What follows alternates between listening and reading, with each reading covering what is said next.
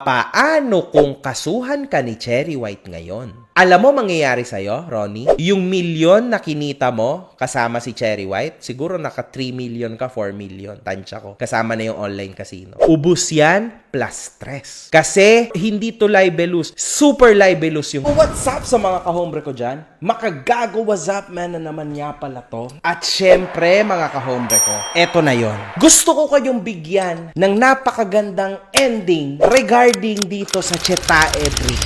Maganda na to kasi i-edit to ng pinakamalupit ko na editor sa buong Pilipinas. Game! First, mga kahombre ko, dito kasi nagsimula ang lahat. Nag-message si Ronnie, kasi naalala nyo lahat, diba? Few days back, nagkandaleche-leche si Facebook. Nawala si Facebook, diba? Ilang oras nawala yung mga platforms. Bigla ngayon, mga boss, nag-message si Ronnie, aka Boy Tapang, kay Cherry White, stating, kita-kit sa Tulfo, pinapahack mo pang account ko ha? Ayos, kilala kita. Wala nang ibang nagpapagawa nito. Magaling ka dyan, diba? Pinapahack mo account ko dahil nasa yung ID ko, dun ka iiyak kay Tulfo. What? What? Bro, what are you talking about, man? Sabi ni Cherry, ang kapal naman ng mukha mo, nagko-content kami dito, lahat kami na log out sa Facebook. Di ba nangyari din sa inyo, di ba?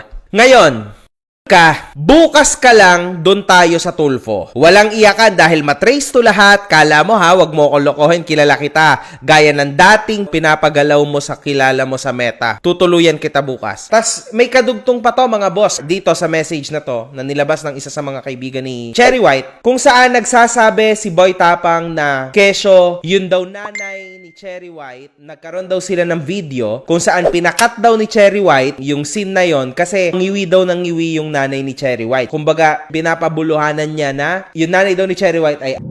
Now, Boy Tapang, papaano mo mapapatunayan yung mga allegations mo sa tao na si Cherry White? Papaano mo yan mapapatunayan na ang nanay ni Cherry White? Sabi mo, pwede ka anytime magpa-test. Sino ka ba? Ikaw ba si Lord Ronnie Suan? Para pilitin mo ang tao na magpa-test?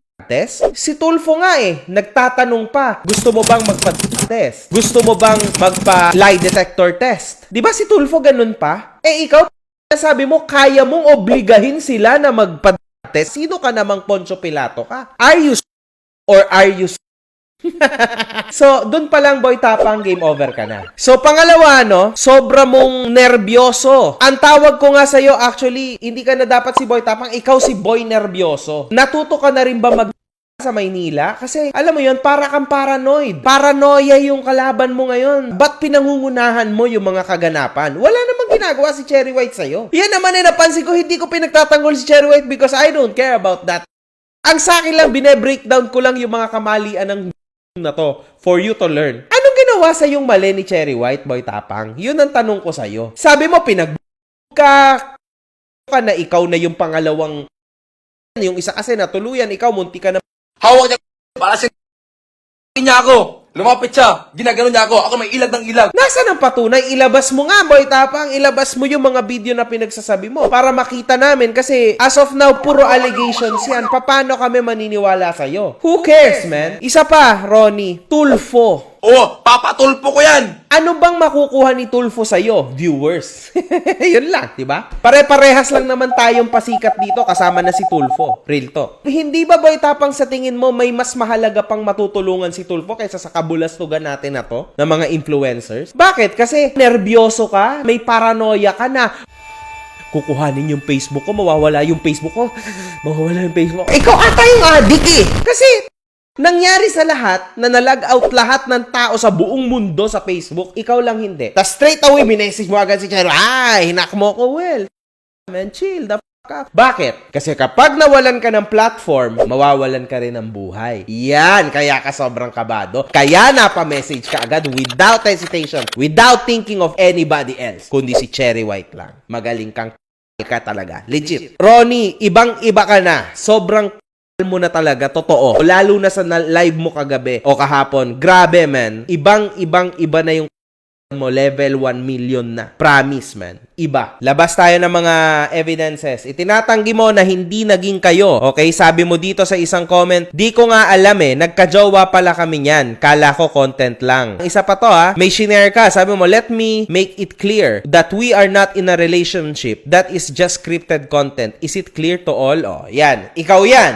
So, could you imagine, Ronnie, kung gaano ka alam mo, Ronnie, ayan din ang mali mo sa Battle of the YouTubers. Ayan din ang minali mo sa akin, sa organisasyon, sa lahat, no, ng influencers na naapakan mo dahil sa sinabi mong yan noon, dun sa video na galit ka sa akin. Same situation lang to, Ronnie. Lumabas lang ang pagkawalang utang na loob mo at pagkawalang mo. Kasi, una sa lahat, nag-snitch ka sa BOTY. Sinabi mo lahat ng sikreto ng negosyo. Yung scripted, ganto ganyan. Everybody knows that, pero inamin mo pa rin. So, mali ka na doon. Kasi, una sa lahat, may agreement ang BOTY at ikaw. So, nag-agree ka na, eto, okay ako sa TF, okay ako sa gagawin, okay ako sa ganyan. Tapos, bakit ngayon, binalikan mo, di ba? After, nito lang, nung nag-video ka again sa akin, na galit ka. Bakit mo babalikan? Nag-agree ka doon na ka, di ba? Ano ka? O aling ka sa dalawa? Same happened again dito kay Cherry White. Let's say, sabihin na natin na content lang. Siguro nagkaibigan na kayo, nagkatuluyan na kayo, di ba? Isipin mo to, Ronnie. Pero same na pattern lang. Ibig sabihin, lumalabas talaga na yan talagang ugali mo. Kasi may agreement kayo ni Cherry White for sure. Kumita ka rin ng million dito sa mga content mo, sa pagpapasikat nyo, kumita ka rin. Pero sa bandang huli, inilabas mo pa rin lahat ng baho, personal na baho ni Cherry White. Di ba ganun din ginawa mo? Personal na. Ng BOTY, nilabas mo din. Kung sino yun nakatulong din naman talaga sa'yo, tulad ng Battle of the YouTubers, tulad ni Cherry White, tulad ko, siniraan mo rin sa tao. Dahil sa pagka-paranoid mo. Dahil sa pagka-defensive mo. Dahil sa pagka mo. Yun lang yun, man. Alam nyo, mga kahombre ko, ito yung kaibigan na nakakatakot kaibiganin. Kasi paano ka kakaibiganin, nagiging totoo sa'yo, nagsasabi sa'yo ng mga sikreto niya yung kaibigan mo sa'yo, tas biglang nagsasabi sa'yo ng way kung paano mag-earn, ganito, ganyan, ganito gagawin natin, ha? Bro, ito yung script natin sa video, bro, ito yung gagawin natin pampahype. Tas ilalabas mo din pala. Pagka nagalit ka ng konti, na paranoid ka ng konti, uunahan mo na, ka ba? Anong klase kang tao, anong klase kang kaibigan kung ganyan ang mindset mo ka? Walang mangyayari. So, lahat ng mga tao, magiging iwas na sa'yo. Kasi ibang klase ka, man. May bago kang jowa. Ilan na nadali mo? Ilan na sa'yo? Ano na? Tatlo na, Ronnie. Pang-apat ka na. Pagka nag-break kayo niyan, sa future jowa niyan, si Boy Tapang, ikakalat niya yan. Magla-live yan. Apat na yung sa'yo, sabi mo. Yang mga ganyang bagay, tulad ng sinabi mo na si Cherry White ay Napakalandi mo! Kasi nga, galing siya sa lakad-lakad. Alam yun, sa English? si Cherry White ay kumakain ng hotdog na expired, A girl died after eating expired hotdog. merong matandang senador, si Cherry White, Ang dami mong bag, pero galing naman sa... Lolo! binebenta ni Cherry White ang mga kaibigan niya, pati sarili niya. Pag nagiinuman sila, nirirituhan niya yung mga tropa niya na mga lalaki, babae. Ganun talakas si Cherry Toke. Kung inamin man sa'yo yan ni Cherry White, tolongges ka, sa'yo na lang yon. Ipinagkatiwala ni Cherry White, if ever, yung mga info na yan regarding sa life niya, dahil nga naging magkarelasyon kayo. So, alam mo, yung paglabas mo sa sikreto nyo ay isang malaking Boy Tapang. Kasi wala kang makukuhan simpatya sa katarantaduhan na nilabas mo na yan. Kundi nagmukha ka lalong gantong kaliit. Kung maliit ka na, dahil sa ginawa mong mga content, kasama si Cherry White, naging toxic ka na, mas lalo kang lumiit ngayon, Boy Tapang. Kasi yung mga ganyang bagay, wala na yan. Sikreto na yan. That goes to hell with you. Kapag namatay ka, ililibing yan kasama mo. Yan yun eh. Kasi sikreto yan. Hindi yung ipinuputak-putak mo. For what, man? Anong makukuha mo? Kasi in the first place, bakit mo tinanggap si Cherry White? Kung alam mo na palang ganito siya. Ba't mo pa rin siya dinali? Ba't mo pa rin siya nakipag-contentan ka pa rin sa kanya? Nakipaghalikan ka? Nakipag ka? The way you said it, ganito pala siya eh. Ba't mo ginawa yon?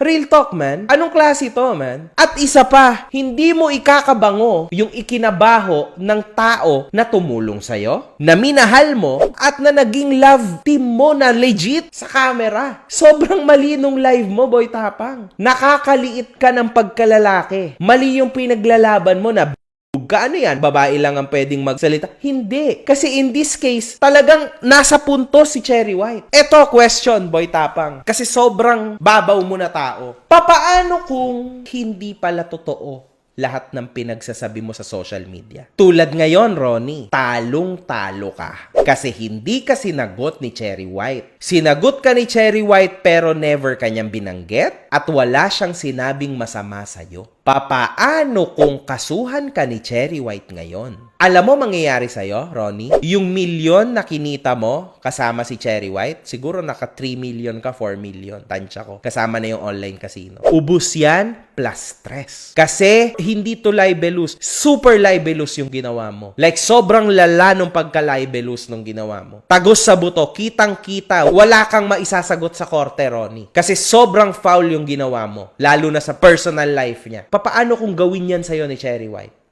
Ronnie, stress, ubus ang pera mo. 2 taon ang hearing ng ganyan. Ubus ka dyan, Ronnie. Sinasabi ko sa'yo. Pray na hindi gagawin sa'yo ni Cherry White yan. Pero may iba akong kutob. Kasi usually si Cherry White, pumapalag siya talaga eh. I think dito, utak ang pinapagana niya and I think she's cooking something, man. Kasi parang medyo na-personalan na siya sa'yo. Ronnie, hindi ka maisasalba ng mga mong tropa. Tingnan mo sinasamahan mo, Ronnie, lahat. Sinusuportahan ang kaeng-engan mo. Yan ang nangyayari sa taong hindi nakikinig. Exactly like you. You're a fallen disgrace in this social media world. You're done, man. Tapos ka na, Ronnie. Kakancel ka na talaga totally ng internet ngayon. Ang saklap ng breakup ng Chetae, hindi na siya sobrang pangit. Exactly tulad ng na-preview ko. Kasi alam ko na to, man. This is an immature love team. Hindi to magwo-work out. Legit. Wala na. It's over. Hindi ko in-expect na si Boy Tapang ang lalabas sa talunan dito. Si Boy Tapang ang lumabas sa talunan, mga kahombre ko. Big time. Sa mga Bisaya ko, mga kahombre ko, huwag niyong babyhin yan. Kasi lalo lang magkakandaletse-letse ang buhay niyan. Let him learn. One love. Good vibe.